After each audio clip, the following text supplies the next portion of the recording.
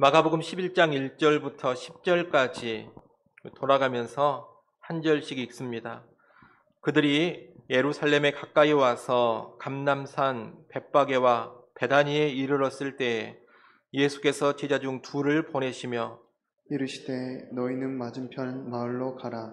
그리로 들어가면 곧 아직 아무도 타보지 않은 나귀 새끼가 메어 있는 것을 보리니 풀어 끌고 오라. 만일 누가 너희에게 왜 이렇게 하느냐 묻거든 주가 쓰시겠다 하라. 그리하면 즉시 이리로 보내리라 하시니 제자들이 가서 본즉 나귀 새끼가 문 앞 거리에 메어 있는지라. 그것을 보니 거기 서 있는 사람 중 어떤 이들이 이르되 나귀 새끼를 풀어 무엇 하려느냐 하매 제자들이 예수께서 이르신 대로 말한대 이에 허락하는지라.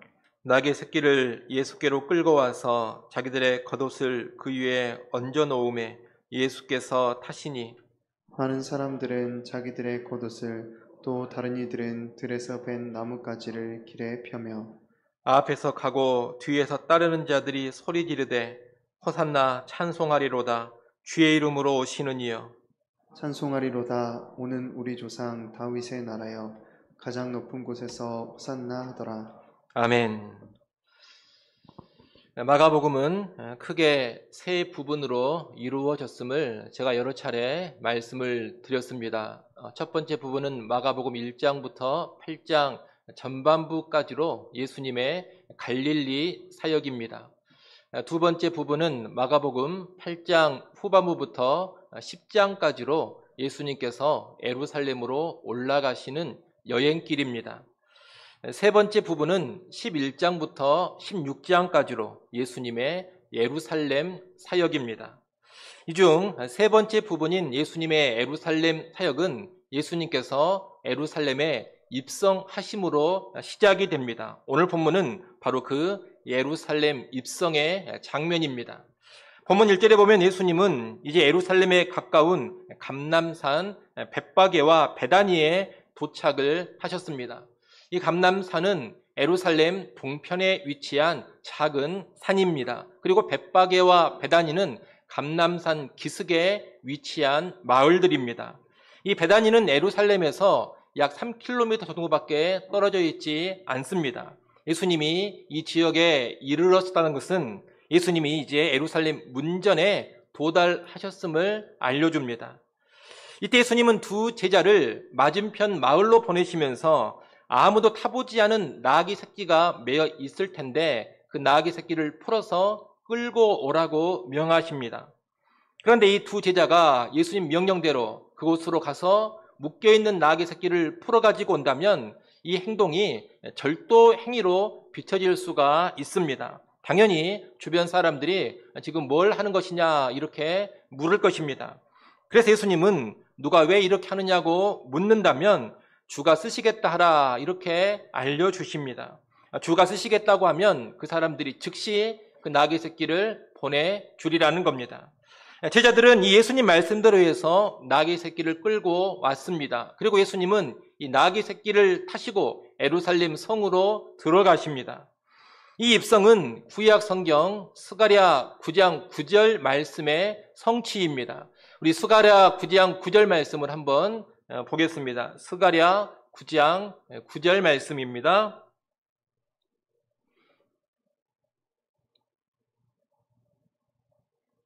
스가랴 9장 9절 말씀 우리 같이 한번 읽겠습니다. 함께 읽습니다. 시온에 따라 크게 기뻐할지어다. 예루살렘에 따라 즐거이 부를지어다. 보라, 내 왕이 내게 임하시나니 그는 공의로우시며 구원을 베푸시며 겸손하여서 나귀를 타시나니 나귀의 작은 것 곧 나귀 새끼니라. 아멘. 이 스가랴 선지자는 예수님이 오시기 약 500년 전에 활동을 했던 선지자입니다. 이 선지자가 예언하기를 뭐라고 예언을 했느냐? 장차 메시아가 오시는데 그 메시아가 왕으로서 예루살렘에 임하게 될 것이다. 그런데 그때 그분은 나귀 새끼를 타고 예루살렘에 임하실 것이다. 그렇게 예언을 했습니다. 바로 그 예언대로 예수님이 지금 나귀 새끼를 타고 예루살렘에 입성을 하고 계시는 겁니다. 다시 말해 예수님의 입성은 예언의 성취로서 메시아의 입성이요 왕의 입성인 것입니다. 예수님이 이렇게 입성하시자 수많은 사람들이 환호했습니다. 이때는 유대인의 대명절인 유월절을 앞둔 때인지라 수많은 유대인들이 예루살렘 성으로 들어가고 있었습니다. 그 유대인들이 나귀를 타고 입성하시는 예수님께 환호를 했던 겁니다. 환호하는 많은 사람들은 자기들의 겉옷을 예수님이 가시는 길 앞에 폈습니다. 또 다른 사람들은 들에서 벤 나뭇가지를 길에 폈습니다. 자신의 겉옷이라든가 나뭇가지를 길에 펴는 것은 왕이 등극할 때 행해지는 관습입니다. 그러니 사람들이 지금 이런 행동을 하고 있는 것은 무슨 뜻이냐? 예수님을 메시아요, 왕으로 인정하며 높이고 있는 겁니다. 아울러 예수님을 둘러싸며 가는 무리들은 큰 소리로 9절, 10절의 내용을 외칩니다. 9절, 10절 말씀 여러분이 한번 읽어보십시오. 9절, 10절 읽습니다. 앞에서 가고 뒤에서 따르는 자들이 소리 지르되 호산나 찬송하리로다. 주의 이름으로 오시는 이여 찬송하리로다. 오는 우리 조상 다윗의 나라여 가장 높은 곳에서 호산나 하더라. 아멘. 무리가 외치는 이 환호는 시편 118편 25절 26절에 기초한 것입니다. 호산나라는 말은 지금 우리를 구원하소서라는 히브리어입니다. 주의 이름으로 오시는 이라 했는데 주의 이름으로 오시는 이는 구약에 오시리라 예언된 메시아를 가리키는 표현입니다. 그리고 오는 조상 우리 다윗의 나라여라는 말은 옛적 다윗 왕이 이루었던 아주 강력했던 유대 나라가 메시아를 통해 지금 다시 임할 것을 기대하는 말입니다. 이런 외침들 역시 이 무리가 예수님을 메시아 왕으로 인정하고 있음을 잘 보여줍니다. 이렇게 오늘 본문은 예수님께서 구약 선지자의 예언을 성취하시며 메시아요 왕으로 예루살렘에 입성하시고 수많은 사람들은 그 예수님을 높이고 찬양하는 모습을 보여주고 있습니다. 이것이 예루살렘 입성인데 우리는 이 예루살렘 입성의 장면에서 두 가지를 주목해 봐야 하겠습니다. 하나는 메시아 왕이신 이 예수님께서 나귀 새끼를 타셨다는 겁니다. 앞에서 말씀드린 것처럼 예수님이 나귀 새끼를 타고 입성하신 것은 구약 선지자의 예언을 성취하는 모습입니다. 하지만 그런 의미만 있는 게 아닙니다. 동시에 이것은 무언가 가르쳐주는 비유적인 행동입니다. 나귀 새끼를 타고 입성하시는 그 모습이 일종의 비유다 이 말입니다. 고대의 왕들은 보통 크고 늠름한 말을 타고 다닙니다. 이 말이라는 짐승은 높은 위엄이라든가 전쟁의 용맹을 상징합니다. 그래서 말을 탄 왕은 높은 위엄을 가지고 군림하는 존재, 또한 칼을 휘두르면서 싸우고 정복하는 그런 존재를 상징합니다. 그에 비해서 이 나귀는 겸손과 평화를 상징합니다. 높아지기보다는 낮아지는 모습, 칼을 휘두르며 싸우는 그런 전쟁보다는 전쟁이 없는 평화의 모습을 반영하는 것이 이 나귀입니다. 그런데 예수님은 왕이시지만 고대의 다른 왕들과 달리 말을 타시지 않습니다. 나귀를 타셨습니다. 그것도 나귀의 새끼를 타셨습니다. 아주 연약한 나귀를 타신 겁니다. 여러분 생각해 보십시오.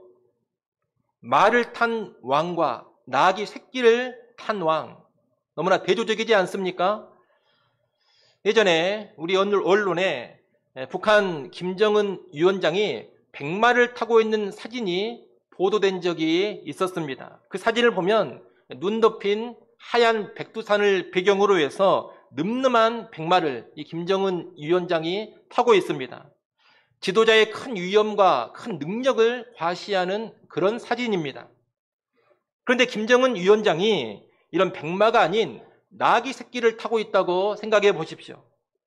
어떻게 볼 것 같습니까? 백마를 탄 모습에 비하면 너무나 초라해 보이지 않습니까? 백마를 탄 김정은과 나귀 새끼를 탄 김정은 두 장면은 너무나 대조적입니다. 아마 김정은 위원장은 나귀 새끼를 타고 있는 그런 사진은 절대로 찍지 않을 겁니다. 고대의 왕들도 그렇습니다. 왕이 어디에 행차하거나 어떤 성읍에 입성을 하면 항상 크고 늠름한 말을 타지 나귀 새끼를 타지는 않습니다. 나귀 새끼를 타면 모양이 볼품이 없어집니다. 우리가 흔히 하는 말로 뽀대가 나지 않습니다. 그런데 왕이신 예수님은 지금 나귀 새끼를 타고 예루살렘에 입성을 하십니다. 이것은 예수님께서 지극히 낮아지는 겸손의 왕이요 또한 전쟁과는 무관한 평화의 왕이심을 보여줍니다. 예수님은 겸손히 낮아지는 왕이십니다. 창과 칼을 휘두르는 전쟁이 아닌 평화를 추구하고 평화를 이루시는 왕이십니다. 그분이 나귀 새끼를 타신 것은 나는 겸손의 왕이다, 나는 평화의 왕이다, 이런 메시지를 던져주는 비유적인 행동인 것입니다. 그리고 이 겸손과 평화의 왕은 이제 어떤 왕으로 이어지느냐? 십자가를 지는 왕으로 이어집니다. 겸손의 왕이신 예수님은 낮아지시되 어디까지 낮아지시느냐? 십자가를 지시는 자리까지 낮아집니다. 평화의 왕이신 예수님은 폭력적으로 저항하거나 싸우시지를 않습니다. 오히려 십자가를 지십니다. 욕을 당하시되 맞대어 욕하지 않습니다. 고난을 당하시되 고난을 가하는 자들에게 그 어떤 위협도 하지를 않습니다. 맞으시되 폭력적으로 맞대응하지 않습니다. 욕하는 대로 욕을 듣고 고난을 가하는 대로 고난을 당하고 때리는 대로 맞으시고 죽이는 대로 죽임을 당하십니다. 그리고 그 죽음으로 하나님과 사람 사이에 화평, 평화를 이루시고 사람과 사람 사이에도 평화, 화평을 이루십니다. 겸손과 평화의 상징인 나귀 새끼는 이렇게 겸손과 평화의 절정인 십자가로 이어지는 겁니다. 나귀 새끼를 타신 예수님은 곧 십자가를 지시는, 십자가에 달리시는 예수님입니다. 우리는 나귀 새끼를 타신 이 비유적 행동이 전하는 메시지를 마음 깊이 새겨야 하겠습니다. 여러분, 예수님은 말을 타는 메시아가 아닙니다. 그분은 나귀 새끼를 타신 메시아이십니다. 높아져 군림하는 메시아 왕이 아니라 낮아져 섬기는 메시아 왕이십니다. 칼로 남을 죽이는 메시아 왕이 아니라 자기가 스스로 죽음의 길로 가시는 그런 메시아 왕이십니다. 그러니 우리가 이분을 우리의 메시아요, 우리의 왕으로 믿고 모시고 따른다면 우리 역시 어떤 삶을 살아야 하느냐? 겸손의 삶을 살아야 하고 평화의 삶을 살아야 합니다. 여러분, 말 타는 것을 좋아하지 마시고 나귀 새끼 타는 것을 좋아하시기 바랍니다. 예수님이 나귀 새끼를 타셨다면 그분을 따르는 우리도 마땅히 나귀 새끼를 타야 하는 겁니다. 우리는 겸손히 낮아지는 모습을 보여줘야 합니다. 으스대고 군림하는 사람이 아니라 낮아져 섬기는 사람이 되어야 합니다. 필요하면 십자가의 자리까지 나아가는 사람들이 되어야 합니다. 이기기 위해서 남과 싸우며 다투고 안 되면 상대를 죽여서라도 이기고자 하는 그런 사람들이 되면 안 됩니다. 오히려 내가 십자가를 지고 내가 먼저 죽어져 버리는 그런 사람이 되어야 합니다. 그것이 겸손의 왕, 평화의 왕으로 오신 예수님을 믿고 따르는 성도들의 합당한 삶입니다. 세상적으로, 인간적으로만 본다면 이 나귀 새끼를 타는 것은 너무나도 약해 보입니다. 볼품없어 보입니다. 십자가를 지는 것은 지는 것, 패배하는 것으로 보입니다. 그러나 그 패배로 보이는 십자가가 결국에는 영광을 가져다 주고 승리를 가져다 줍니다. 예수님을 보십시오. 그분은 지극히 낮아지셨고 십자가에 죽으셨지만 결국에는 가장 높아지시고 최고의 영광을 누리셨습니다. 빌립보서 2장 5절로 11절 말씀이 그것을 잘 보여주고 있습니다. 우리 역시 낮아지고 죽어지면 최종적으로 하나님 앞에서 높아지고 최종적으로 승리합니다. 혹자는 이를 가리켜서 패배의 승리다, 그렇게 말합니다. 패배의 승리. 낮아지고 맞서 싸우지 않고 죽어지면 패배하는 것 같지만 그 패배함으로써 오히려 승리하게 된다는 겁니다. 기독교는 어떤 종교냐? 바로 그런 패배의 승리로 나아가는 종교입니다. 그러니 여러분, 가정에서나 교회에서 높아지려 하지 마시고 낮아지고자 하십시오. 계속해서 더 낮아지고 더 낮아지고 십자가의 자리까지 낮아지고자 하십시오. 어떻게든 끝까지 싸워서 내가 이기려 하지 마시고 오히려 내가 먼저 빨리 죽어지고자 하십시오. 그것이 결국 높아지는 길이요. 그것이 결국 이기는 길입니다. 특히 주의 일을 감당할 때 결코 폭력이라든가 무력, 인간적이고 세상적인 강한 힘을 동원하려고 하지 마십시오. 과거의 교회는 그런 잘못을 너무나 많이 범해왔습니다. 중세시대의 십자군 전쟁은 그런 대표적인 잘못이었습니다. 주의 일을 한다면서 칼과 창을 말을 타고 동원했습니다. 또 지난 세기 기독교 국가들이 무력을 앞세워서 다른 나라, 다른 민족의 선교를 했던 일들도 대단히 잘못된 일이었습니다. 그것은 칼의 방법이었고 말을 타는 방법이었습니다. 하지만 우리 주님은 그런 방법으로 하시지 않았다는 겁니다. 우리 주님은 나귀 새끼를 타시는 방법으로 하나님의 뜻을 이루셨습니다. 오늘날도 그런 일들이 종종 나타납니다. 폭력적이고 강압적이고 무력적인 방법을 써서 어떤 주의 일을 감당하고자 하는, 주의 일을 이루고자 하는 그런 잘못된 모습을 종종 보일 때가 있다는 겁니다. 오늘날 회사 사장이 강압적인 방법을 써서 직원들로 하여금 다 교회를 나가게 한다거나 군대의 지휘관이 희와 장병들을 강제적으로 예배 드리게 하는 것도 다 그런 모습들입니다. 바람직하지가 않습니다. 또 복음을 전한다면서 타 종교인들에게 무례한 행동을 한다거나 타 종교인의 신전에 들어가서 무례한 불필요한 행동을 한다거나 또 신상을 파괴하는 일을 하는 것, 이런 것들은 대단히 잘못된 일들입니다. 그것은 그릇된 복음의 열정입니다. 복음은 그렇게 거만한 방식으로, 폭력적인 방식으로 전하는 것이 아닙니다. 복음은 겸손히 낮아지는 모습으로, 또한 지극히 평화적인 방법으로 전해야 합니다. 진정한 복음 전파는 굴림이 아닌 낮아져 섬기는 모습으로, 칼이 아닌 십자가로 이루는 겁니다. 남을 죽여서가 아니라 내가 죽어짐으로 이루는 것입니다. 그래서 우리 그리스도인들은 순교까지 하는 겁니다. 여러분, 예수님, 스데반 집사님, 또 그의 많은 사도들을 생각해 보십시오. 그분들이 언제 폭력을 행사한 적이 있습니까? 칼 들고 다니면서 복음을 전한 적이 있습니까? 그분들이 사람을 때린 적이 있습니까? 누군가에게 돌을 던지고 우상의 신전을 파괴하면서 복음을 전한 적이 있습니까? 전혀 없습니다. 오히려 남이 때리면 맞았고 남이 가두면 갇혔습니다. 빼앗으면 뺏겼고 죽이면 죽었습니다. 그렇게 낮아지고 평화의 모습으로만 나아갔습니다. 여러분, 이것이 그리스도인의 삶이고 이것이 복음 전파의 온전한 모습입니다. 그러니 여러분, 여러분의 가정에서, 교회에서, 또 사회에서 언제나 겸손과 평화로 살아가시기 바랍니다. 모든 주의 일, 모든 복음의 사역도 겸손과 평화로 감당해 가시기를 바랍니다. 그래서 우리가 겸손의 왕, 평화의 왕을 따르는 진정한 예수의 제자라는 것을 삶으로 확실히 보여주시기를 소원합니다.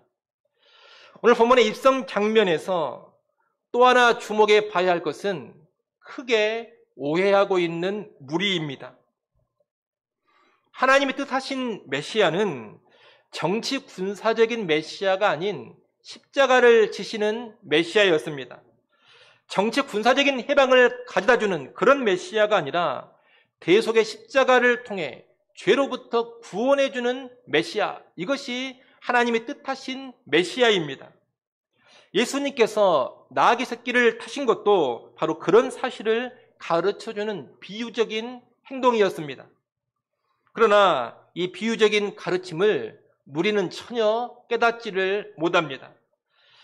전에 마가복음 4장에서 예수님께서 천국 비유를 말로 가르치실 때에도 이 무리는 그 비유의 가르침을 깨닫지 못했습니다. 그처럼 지금도 무리는 비유의 행동을 전혀 이해하지 못하고 있습니다. 그들은 예수님의 입성을 어떻게 이해했느냐? 다윗과 같은 정치 군사적인 왕의 입성으로 오해를 했습니다. 이 무리는 예수님이 이제 예루살렘에 입성하시면 군사를 일으켜서 로마 제국을 무너뜨려 버리고 강력한 유대인의 왕국을 세우리라 기대했습니다.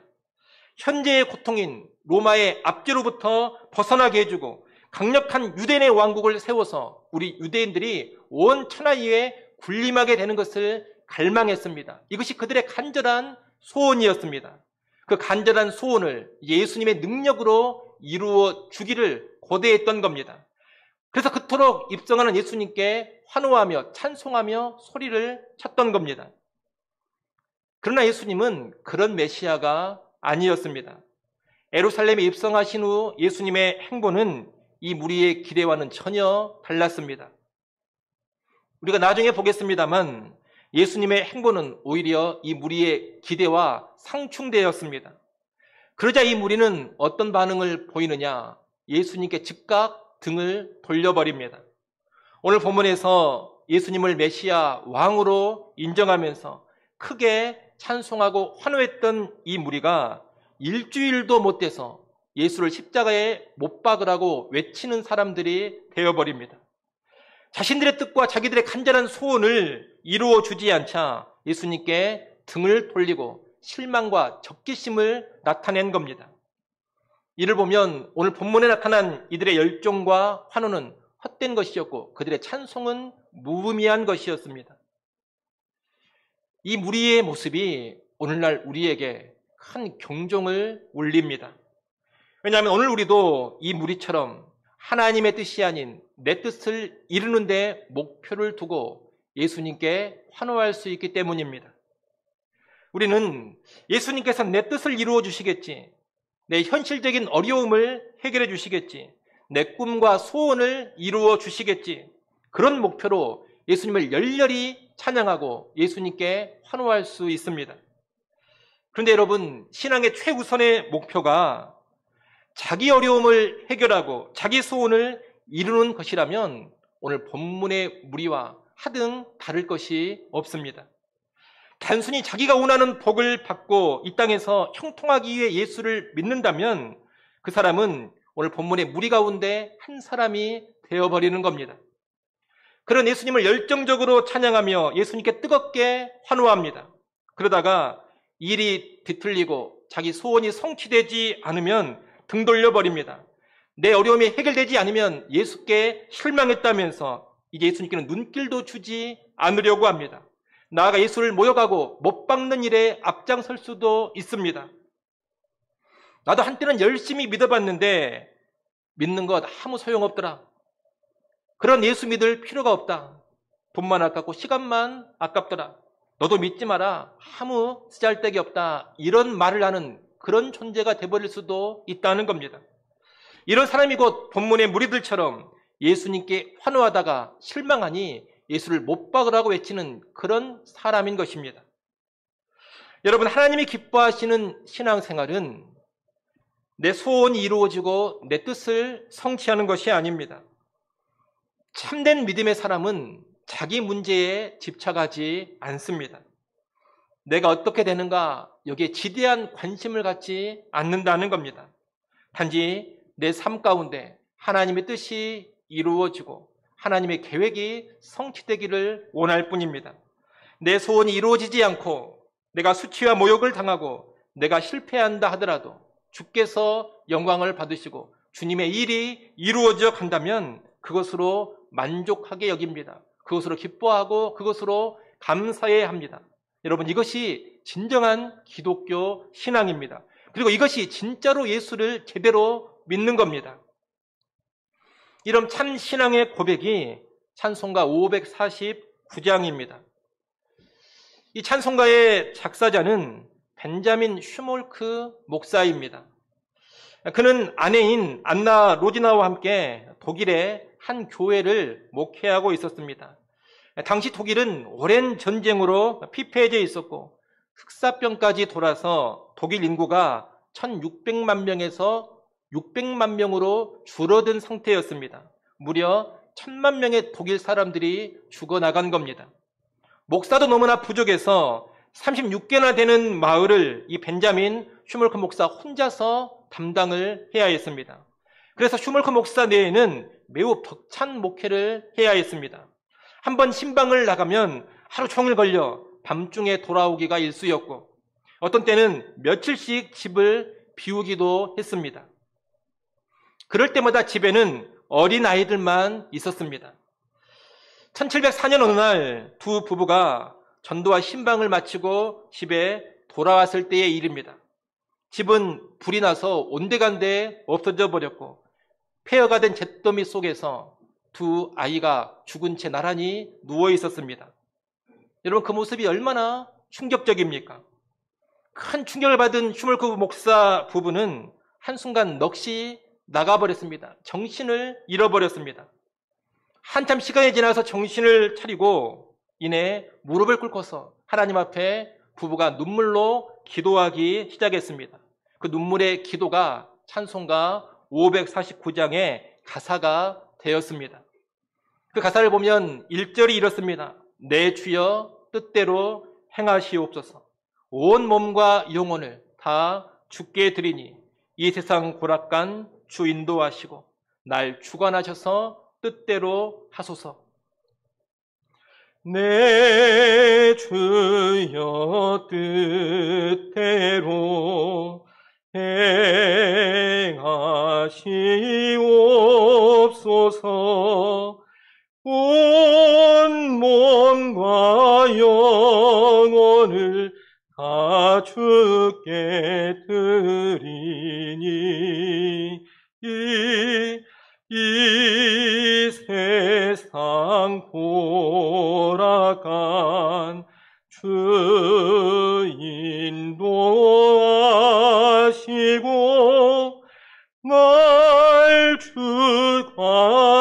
주관하셔서 뜻대로 하소서. 여러분, 내 주여 뜻대로 하소서. 이것이 진정한 기독교의 신앙이요, 성숙한 신앙입니다. 우리가 그런 신앙으로 나가야 합니다. 특별히 내 신앙이 이런 신앙인지 아닌지를 살필 수 있는 중요한 요소가 뭐냐? 바로 기도의 제목입니다. 우리의 신앙을 점검하기 위해서 반드시 기도 제목을 점검해 봐야 합니다. 많은 사람들은 열심히 기도하고 뜨겁게 기도합니다. 그러나 사람들의 기도를 보면 이기심으로 가득합니다. 자기 소원이 이루어지는 것이 기도의 최고 목표입니다. 만약 자기 소원이 이루어지지 않으면 가차없이 주님을 떠납니다. 더 이상 기도를 안 하겠다고 합니다. 그러나 우리 기도에 있어서 가장 중요한 것은 나의 뜻과 나의 소원이 이루어지는 것이 아닙니다. 하나님의 뜻과 하나님의 소원을 이루는 것입니다. 우리는 주일 예배 시간마다 맨 마지막 순서에 주기도문을 찬양하는 그런 순서를 갖고 있습니다. 주일 예배를 마치고 세상으로 나아갈 때 주기도문으로 된 찬양을 부르고 나가는 겁니다. 여러분, 왜 우리가 맨 마지막에 이 찬송을 하고 세상으로 나가는지 아십니까? 그냥 괜히 순서에 들어있는 것입니까? 그런 게 아닙니다. 우리가 이 세상에서 꿈꾸고 기대해야 하는 내용이 바로 이 주기도문이기 때문입니다. 우리의 기도 제목, 다시 말해 우리의 간절한 소원이 이 주기도문이 되어야 하기 때문입니다. 하나님께 예배하는 우리는 내 소원, 내 뜻, 내 욕망을 따라 살지 않고 주님이 가르쳐 주신 그 주기도문을 우리의 기도 제목, 우리의 간절한 소원으로 삼고 살아야 합니다.